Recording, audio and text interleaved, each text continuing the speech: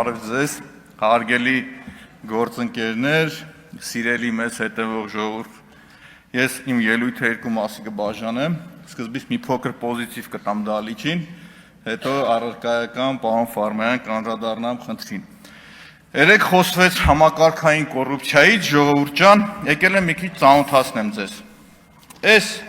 ընկերը ժողովուրդ ջան, Գագիկ Խաչատյանի ժամանակ ՊԵԿ-ի վերահսկողության վարչության պետն է, համատեղությամբ ՔՊ ցուցակի 121-րդ համարը, ժողովուրդ ջան, Գևորգ 122, ներողություն, պարոն Հարությունյան, հաջորդը ժողովուրդ ջան, այս վայ կներեք, Սրբազանի հետի նկարն է, ժողովուրդ ջան, Գևորգ Սաղոյանը Սրբազանի հետ, բայց չէ, ժողովուրդ շարունակեմ, Պարոն Կարապետյան, հիշում եք այն հոմպլեքսը, պարոն Ղազյան, որ լույսերը գնում գալի, ու այն խայտառակ պատմությունը։ Պարզվում է, այս Գևորգ Սաղոյան նկարներից հասկանում ես, որ այս հոմպլեքսի տիրոջ ընկերն է, այս մեջտեղինը գերմանացի է, ժողովուրդ, ուրիշ բան չմտածեք։ Հիմի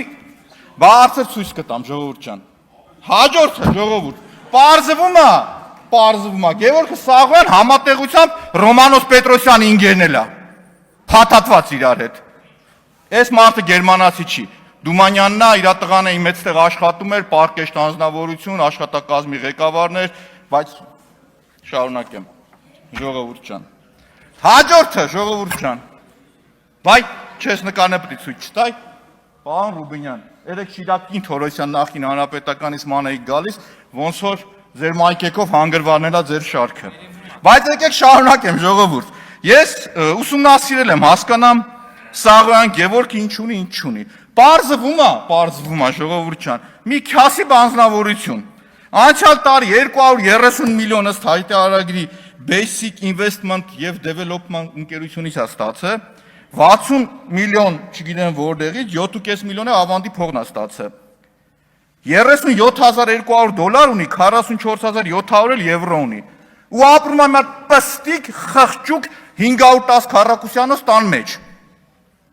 Դուք հաշտ եք այս մտքեր, ժողովուրդ ջան, ամեն ինչ շատ նորմալ է, շատ լավ է։ Ու սա ունի 500,000 դրամանոց աշխատավարձ ստացող ներկայումս կարկառուն ՔՊ-ական մարդ։ Ստեր նկարներ էլի ունեմ, էլի եմ խոսալու, հերթով գամ, էլի ժողովուրդ։ Եկեք շարունակենք, ժողովուրդ։ Այս ընկերությունն ու այս անձնավորությունը դեռ ավականի է, ինձ հետաքրքիր էր էլի այս շին թույլտվություններն էլիտար շենքերի, որ սենց ստանում են ու շենքեր են կառուցում։ Ո՞վ է այս մարդը, էլի։ Ինչ ասում են գործ չունես, ՔՊ-ական է։ Դու մի ասա ձեր պատկերացրամբ այդ ՊԵԿ-ի կոռուպցիոն բուրգի ուղիղ սենց հենասյունն է եղել։ Եթե դուք ասում եք, որ կոռուպացված է թալանչի է, բայց թալանչու հետ խեք եք գրգված նկարվում, ժողովուրդ։ Այսինքն ով ընդունել է ձեր կրոնը, իր հետ հաշտեք, կամ թե ով դրել է այս գլխակը ու ավտոբուսի կողքը նկարվել է, այդ մարդու հետ դուք պրոբլեմ չունեք, ժողովուրդ ջան։ Բայց մի հատ ավելի sense հետաքրքիր պատմություն պատմեմ, ժողովուրդ, այս հեքիաթային բանում մոտիվներով պատմեմ, լինում են երկու ընկերներ, Գևորգ Սաղոյան եւ Արմենը Սաքապետոյան, նախկին ՊԵԿ-ի բարձրաստիճան չինովնիկներ, ժողովուրդ։ Իրար հետ համատեղ հիմնում են ընկերություն, Basic Investment-ը, որի 50%-ը լինում է այս Գևորգինը Սաղոյանը, 33-ը Արմենինը Սաքապետոյան։ Այս Արմենը չի հասկանում, որ գուտի գլխակ դնի, ժողովուրդ ջան, ու սխալվում ասում է, որ բանկային գաղտնիք չկա։ Ու գիտեք ինչ է հետևում։ Ապօրինի գույք, դու թալանչի ես, դու ստոր ես, դու նենգ ես։ Հետո ժողովուրդ, բայց սկզբունքը ուր կորավ ձեր։ Երկուսը նույն ռանգի, երկու քաղաքացիները նույն ռանգի պետական չինովնիկներ են եղել, ժողովուրդ։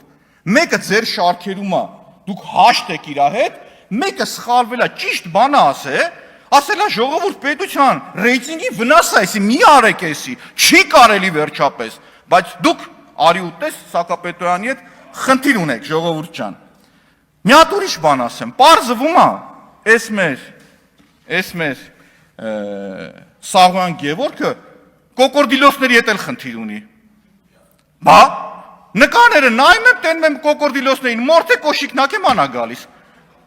Ալի գատրեց կոշիկները հաղթում ես մեր ընկերը, հասկանում եք, ժողովուրդ։ Դրա գինը մնացածը լնայեք, էլի, ժողովուրդ։ Այս մարդը ստեր խնդիր ունի, կոկորդիլոսների հետ էլ խնդիր ունի։ Բայց շարունակեմ, նաև այդ կոռուպցիայի դեմ պայքարը որ շարունակում եմ, պարզվում է Գևորգ Սաղոյան կամ անշարժ գույքի ինֆլուենսերը, այն որ գովազդն անում լավն է, բան կամ չէ, ինքը էլի գույք ունի, թաքցնում է, որովհետև Facebook-ով ու մյուսով որ նայում ես, այս մարդը խիա ուրիշի գլխակն դրեք գնաց է ռեկլամ անում։ Այս էլ ուրիշ ընկերություն է, որը երկար առիթ կունենամ անդրադառնալու ժողովուրդ։ Բայց հիմի շարունակեմ, էլի։ Ստեղ ժողովուրդ ջան, ստեղ ժողովուրդն ասեմ, էլի, խնդիրն ինչու՞մ է կայանում, սկզբունքի խնդիր է ժողովուրդ։ Այսինքն ես խոսում եմ, երբ որ քաղաքացին ունենում է այլ կարծիք, դուք իրան հետապնդում եք ժողովուրդ։ Եթե կա սար, սարը բոլորինն է հավասար ժողովուրդ։ Եթե կա խնդիր, այդ խնդիրը բոլորին է հավասար։ Իմիջիալոս պարոն Եղոյան,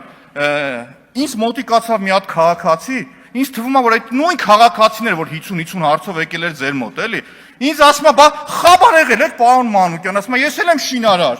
Ասում է, մի հատ նախկին հանրապետականի թալանչի կար, չէ, պեկի թալանչի կար։ Հիմի ԿՊ-ական է։ Ասում հետո ասում է ես իմ շինարարական ընկերությունը սնկանում եմ իրանը ծաղկում է, ես սնկանում եմ իրանը ծաղկում է, արտայինը գալիս անձի նեղություն է տալիս, ինձ չի տալիս։ Բայց եթե անկեղծ լինեմ, պարոն Եղոյան, չկա տենց բան, էլի, կատակ է անում, այսինքն ես չեմ կարող քաղաքացու անունը տալ, ինչ ուզենամ կանգնեմ ասեմ։ Բայց այդ տրամաբանությամբ այս ընկերության գործերը իդեալական լավ էր, մյուսինը ոչ։ Հիմա վերադառնամ պարոն Ֆարմանյան առարկայական։ Ժողովուրդ, հանձնաժողովը, որը ձևավորվում է իր գործառույթներով շատ կարևոր է։ Ուտեղ անելիք ունի նաև մեր ֆրակցիան, որին ներկայացնում եմ ես, ժողովուրդ ջան, որովհետև մենք նախընտրական Քարոզ Արշավի մտածեմ, ուզում հասցնեմ բոլորը։ Եկեք անդրադառնամ պարոն Սիսակ Գաբրելյանին, հետո խնդրեմ ֆրակցիայի ելույթը հանձնաժողովի մասին կխոսեմ։ Պարոն Սիսակ Գաբրելյան, որ ասում եք պարտքը չեն տալիս, ինչ անում, մի հատ պետություն կասեք, օրինակ այն գաջաշ պետությունների շարքը չասեմ, որ կան, որ միջև այսօր ժողովուրդը ճկռում է տեղը։ Ձեզ ասեմ Արգենտինայի օրինակը։ Ձեզ ասեմ Հունաստանի օրինակը։ Գիտեք Արգենտինայում ինչ եղավ ժողովուրդ։ Միջև այսօր խեջ ժողովուրդը ճկռում է, կառավարությունը փոխվում է։ Ոչ մի չինովնիկ դրա համար պատասխան չի տվել ժողովուրդ, հասկանում եք։ Երբ որ դու սկսում ես քո պարտքերը ռիսկային դառնալ, այդտեղ սկսում է ուրիշ խնդիր։ Այդտեղ սկսում է քեզ պարկ չեն տալիս, հաջորդի պարտքը ավելի բարձր տոկոսադրույքով են վճարում, որը վճարում է քաղաքացին, չի վճարում չինովնիկը։ Հաջորդի, այն կա haircut, դնում կտրում են, ասում են չեմ տալիս այդ պարտքերը, գիտես այդ տերմինն ինչ է, այդ այն տերմինն է, որ դու չես կարող դրսից վերցած փողը, մի հատ նախարար ունեիք, ասում է արտաքին պարտքն ուրիշ է, ներքին ուրիշ է, ճիշտ է, արտաքին պարտքը չես կարող չտաս, բայց ներքին պարտքը, որ քո քաղաքացին խնայողություններ ունի բանկում, վերցնելու ես ու չտաս, կամ դու պարտավորություններ չտաս, սկսելու է բանկը փող չտալ, մյուս խնդիրներն առաջանալ, երկրի տնտեսությունը կոլապսի է վերածվելու, հասկանում եք։ Միջազգային ներդրողներն իրաց կապիտալն են հանելու այդ երկրից, հասկանում եք ինչ խնդիրներ է առաջանում։ Չի կարելի ժողովուրդ, այդպես բաներ որ ասում եք, իմացեք ճիշտ է, իմ ու ձեր տնտեսագիտությունը լրիվ տարբեր է ժողովուրդ։ Իմ պատկերացած տնտեսագիտությունն ուրիշ է, ձերն ուրիշ է։ Ես դա համար հաշտ եմ դրա հետ կապված, որ խոսում եք, չեմ ասում ինչ եք խոսում, խոսացեք, լավ եք անում։ Հաջորդը գամ ժողովուրդ, առևտրաշրջանառությանը գամ, էլի, գույք պարտքի դիմաց, ճիշտ եք ասում։ Ուզում եք ասեմ ինչ է լինում, եկեք առանձին, պարոն Ղալումյան, ձեզ կհրավիրեմ իրար հետ քննարկենք, էդի, բայց ուղիղ եթերով։ Մենակ ուղիղ եթերով եմ շփվելու, առանձին չեմ շփվում։ Հիմա շարունակեմ։ Ռուսաստանի հետ առևտրաշրջանառությանն եմ ուզում անդրադառնալ ժողովուրդ ու պատերազմին, ու ոնց է արտացոլում համախառն ներքին արդյունքի վրա մեր։ Պարոն Գաբրելյան, քանի որ տնտեսագիտությունը ձեզ հետաքրքիր էր, ասեմ, 18, 19, 20, 21 թվականների ամենաբարձր առևտրաշրջանառությունն եղել է 21 թվականին 2.63 միլիարդ դոլար։ 18-ին 2, 2.16, բայց գիտեք օրինակ 24-ին ինչքան է եղել։ 12.4 միլիարդ։ Գիտեք 23-ին ինչքան է եղել, 7.3, 25-ին 7.6, 22-ին 5.1, չեք զգում, որ պատերազմի արդյունքն է։ Ճիշտ է, ես չեմ ուզենա պատերազմ լինի, մարդիկ զոհվեն, երկու եղբայրական ազգ իրար հետ կռիվ են անում, ցավա զոհերը, բայց դրա արդյունքում տնտեսապես մեր երկիրը շահել է,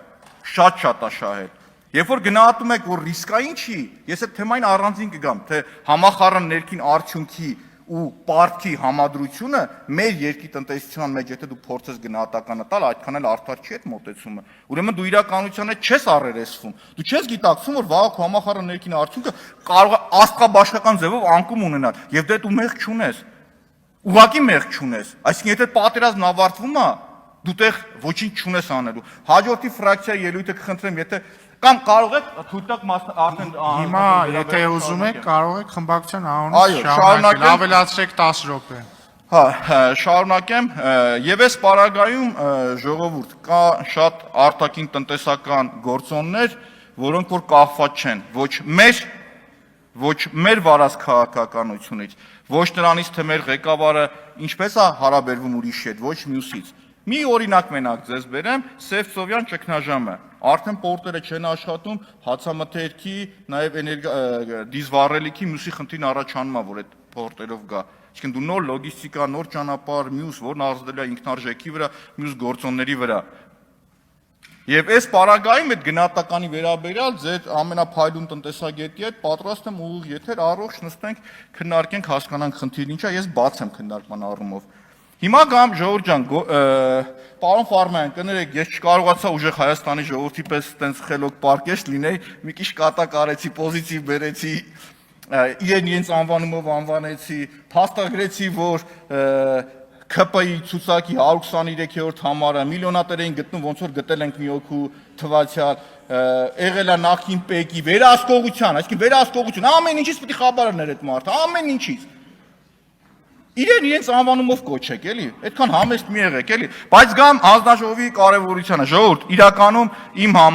իմ համար ամենակարևոր հանձնաժողովներից մեկն է, որը իր գործունեությունն իրականացնում է բյուջետային օրենսդրության, պետական բյուջեի, հարկեր տուրքերի, բանկային համակարգի, վարկերի այդ շրջանակում, ժողովուրդ։ Տեսեք, մեր ֆրակցիան դեռ նախընտրական քարոզարշավի ժամանակ իմ գործընկերները մեր դաշինքը խոսք ենք տվել, որ Երևան քաղաքում անթույլատրելի ձևով գույքահարկը շատ բարձրացել է, եւ մենք առաջարկել ենք, որ 26 թվականին պետք է չեղարկենք։ Ստեղ մենք քննարկումը նույնպես ունեցել ենք, որ ոչ թե պիտի լինի ամբողջական չեղարկում, այլ պիտի տարանջատվի, թացը չորից, այսինքն շքեղության հարկ ով մարդը, որը վճարունակ է, ինքը պարտավոր է շարունակել թանկ վճարել։ Այն քաղաքացին, որը ի վիճակի չի, այս մարդու համար մենք պիտի ստեղծենք օրենսդրական այնպիսի պայման, որ այդ մարդը չվճարի։ Այդ օրենսդրական նախաձեռնությունը ներկայացվելու է մեր ֆրակցիայի կողմից ու շատ արագ։ Առաջինը քննարկենք ժողովրդի հետ, քննարկենք մասնագետների հետ, որ ամբողջական լինի, որովհետև առաջացքից թվում էր, որ բիզնեսին էլ ինքը շատ վնաս տալիս, որտեղ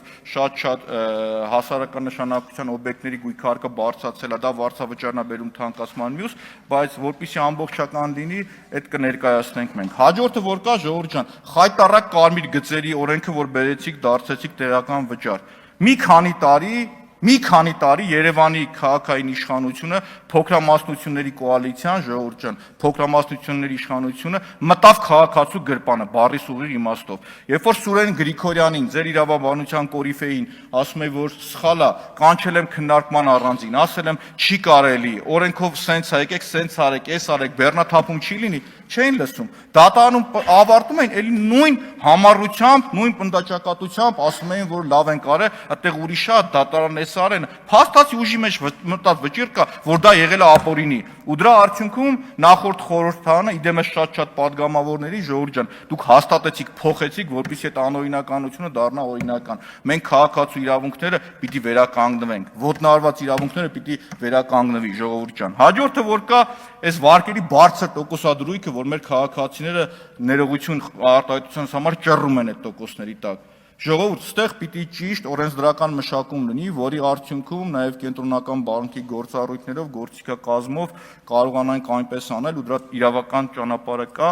որ տոկոսադրույքը իջնի։ Ինչ է նշանակում առևտրային բանկերը, մի հատ նայեք, բոլորի ինչ աստղաբաշխական մեջ շահույթ են հետապնդել, իսկ քաղաքացին շարունակում է ճռռալ բարձր տոկոսադրույքի տակ։ Դա նաև հակառակ իմաստով խոչընդոտում է, այսինքն ուղիղ իմաստով խոչընդոտում է բիզնեսի զարգացմանը։ Մարդ, որ ուզում է բիզնես սկսի, ասում է, արդյոք այդ բարձր տոկոսադրույքով ես մտնեմ դրա տակ, թե չմտնեմ դրա տակ, ժողովուրդ։ Կարելի է, թե չի կարելի այս ամբողջն իրար հետ անել։ Ու խիստ կարևոր է, որպեսզի հանձնաժողովը գործի արդյունավետ եւ ճկուն։ Պարոն Ֆարմյան, եթե դուք ընտրվեք, ես կուզենամ մեկ ուրիշ փոքրիկ պատմական դրվագի էլ անդրադառնալ։ Քիշեք, IT ոլորտի մասնագետների հոսք եղավ Հայաստանում, բայց ճկուն չգտնվեց ոչ կառավարությունը, ոչ նախորդ հանձնաժողովը, տնտեսական հանձնաժողովն այդ ժամանակ եղել, որպեսզի այնպիսի օրենսդրական պայմաններ ստեղծեր, որ այդ մարդիկ մեր երկիր չթողնեն գնային հարևան Վրաստան։ Չէ՞ որ այդ IT ոլորտում աշխատող այդ մեծ քանակի մարդիկ, որ եկել են, իրանց աշխատավարձից առնվազն, եթե ստանում էին $3000, $1000 մինիմում մնում էր մեր տնտեսության մեջ։ Իսկ մնալով ու մեր տնտեսության մեջ ծախսվելով իր մուլտիպլիկատիվ էֆեկտը շատ լավ դուք ինչ դուք հասկանում եք ինչքան դրական պետք է լինի։ Այսինքն տնտեսական իրավիճակները, որ փոխվում է ժողովուրդ, պիտի ճկուն լինի նաև օրենսդիրը, ճկուն պիտի լինի օրենսդրական դաշտը։ Դու շատ շուտ պիտի վերես փոփոխությունը կատարես, որ դու դրանից օգուտ քաղես։ Օգուտ քաղի քո պետությունը ժողովուրդ։ Պետությունը օգուտ խաղելով, օգուտ խաղում է քո քաղաքացին։ Բայց այս պարագայում էլ տեսնում ենք, որ ժողովուրդ ջան այդքան էլ ճկուն եւ արդյունավետ չի եղել։ Ես ուզում եմ անդրադառնալ նաեւ պարոն Ֆարմանյան, եթե իհարկե դուք կընտրվեք, այս պարագայում պարտք վերցնելը, երբ որ գալիս ու հաստատվում է ազգային ժողովում, շատ ուշադիր լինենք, հասկանանք այդ պարտք վերցնելու նպատակային նշանակությունը։ Ինչպես է գնում ինքը պարտքիվա վճարա դառնում, թե կոնկրետ նպատակի է ծառայում եւ այդ նպատակի պատուղները մենք խաղում ենք։ 8 տարվա մեջ $8 միլիարդ պարտք մնաց հորթային, որ ինձ այն գործարաններ էին բացում, անկեղծ ուզում եմ գնամ մանգամ այդ գործարանները, ավտոերել, հեռուստացույցերել, չգիտեմ ինչի գործարաններ։ Ժողովուրդ, պետք է լինի պետություն մասնավոր հատվածի ճկուն համագործակցություն, ժողովուրդ։ Ոլորտներ, որոնք որ խիստ կարևոր են, այնտեղ ասում են դրսից բերելն ավելի էժան է, քան Հայաստանից առնելը։ Ժողովուրդ, պետությունը պետք է այն ոլորտները մտնի, որը որ սոցիալական խնդիր է լուծում, անվտանգային խնդիր է լուծում, իր մասնակցությունն ունենա եւ այդ գումարը արդյունավետ ծախսի։ Այս պարագայում էլ պարոն Ֆարմանյան, բեռը այդ հանձնաժողովի շատ մեծ է։ Պարտքը, որը որ վերցնում են ու վճարելու են մեր քաղաքացիները, պիտի հասկանան ինչի համար են իրանք վճարում։ Ո՞նց է արտացոլվում։ Դրանից հետո սկսում եք հարկերը բարձրացնել, որպեսզի կարողանաք պարտքը սպասարկել։ Մեր տնտեսությունն այսօր ժողովուրդ ռիսկային փուլում է գտնվում։ Ինչի համար, որովհետև շատ մեծ հնարավորություններ ստացել է ինքը, երբ որ ռուս-ուկրաինական պատերազմն է սկսվել, ժողովուրդ, շատ մեծ հնարավորություններ է ստացել տնտեսապես։ Ամբողջը կարողացել է օգտագործել, իհարկե ոչ։ Ինչի համար եղել են օրենսդրական խոչընդոտներ։ Պիտի հարթեին, այո, պիտի հարթեին։ Անող ով պիտի լիներ կառավարությունը եւ օրենսդիրը։ Թերացել են, արդյունքն եմ տեսնում, որ այո, դա իմ գնահատականն է, ժողովուրդ ջան։ Ու ամբողջականացնելով ես իհարկե ողջունում եմ ուժեղ Հայաստանի տեխնոլոգիական ընտրությունը, Ֆարմանյանին ճանաչել եմ դեռ համալսարանից համատեղ աշխատելու տարիներին, ինքը միշտ առանձնացել է իր համեստ կերպարով, դեռ դասախոսական տարիներից, ուսանողները բոլորն իրան հարգում, ընդունում, երբևիցե չեմ տեսել, որ բացակայեր այդ իր ծանր ծանրաբեռնվածության արդյունքում, այսինքն այն բեռը, այն պարտավորությունը, որ դրվել է իր վրա, պատվով ինքը կատարել է։ Հույսով եմ, որ այս անգամ էլ ձեզ հնարավորություն կընձեռվի նոր բեռ վերցնել եւ այդ բեռը պատվով տանել։ Շնորհակալ եմ, հույսով եմ իմ առաջի մասի դրականը պոզիտիվը ճիշտ ընկալեցիք, ժողովուրդ ջան, ու մի անգամ եւս մեկ անգամ ասեմ, եթե կա սար, սարը բոլորին պիտի հավասար լինի։ Եթե կա թալան, թալանը պետք է վերադարձվի միանշանակ, բայց դա չպիտի լինի ինչ որ քաղաքական օպոնենտի դեմ պայքար, չպիտի լինի իրավական առումով մարդուն առանց հասկանալու, պիտի լինի թե չէ, թեմայով էլ պատրաստ եմ ցանկացածի հետ քննարկման, ժողովուրդ։ Այսինքն ես բերեցի երկու հարթության մեջ գտնվող երկու հավասար կարգավիճակ ունեցող մարդուն։ Մի մարդը, որը եղել է պետ վերահսկողության վարչության պետը, 500,000 դրամ աշխատավարձ է ստացել, 500 քառակուսյանով տան մեջ ապրում է, միլիոններ ունի ու շենքեր է կառուցում, ժողովուրդ։ Իր հետ դուք խնդիր չունեք, որովհետև այդ մեր ընկերը ունի այս գլխակը, ժողովուրդ։ Այս գլխակն այս ավտոբուսն ունի այս մարդը։ Իսկ ժողովուրդ ջան, իր գործընկերը նույն փայատերը, որ ունեցել է նույն կարգավիճակը, բայց այս գլխարկը չունի, ինքը հետապնդվում է ձեր կառավարության կողմից, հետապնդվում է ձեր կողմից, ինչի համար այլախոհության կողմից։ Ժողովուրդ ջան, ամեն ինչ եթե լինում է արդարության սկզբունքով, ոչ մեկը տեղ խնդիր չունի, ոչ մեկ։ Բայց երբ որ տեսնում ես, որ արդարադատությունը իրականացվում է ապօրինի ճանապարհով, դու այդտեղ խնդիր ես տեսնում։ Շնորհակալ եմ, ժողովուրդ ջան, լավ որ բոլորիս ու ցանկանում եմ, որ շուտ ավարտենք այս բոլորը։ Շնորհակալություն։